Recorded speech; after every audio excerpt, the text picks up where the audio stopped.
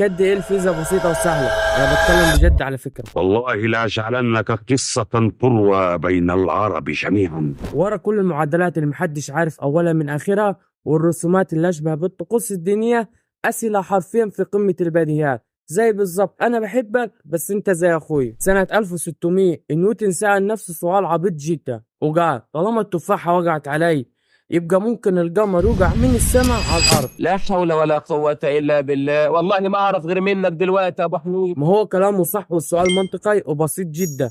اهو السؤال المنطقي والبسيط جدا ده عارفين عامل لنا ايه؟ انتج لنا قانون الجذب العام اللي بيتدرس دلوقتي في سنه اولى ثانوي. سنه 1907 اينشتاين كان راكب اسانسير عادي جدا. تخيل انه الاسانسير لو اتحرك بيه بسرعه عاليه جدا لتحت فهو هيطير في محيط الاسانسير وهيتحرر من الجاذبيه هو او اي جسم تاني في الاسانسير. ولو العكس الاسانسير اتحرك بيه بسرعه عاليه جدا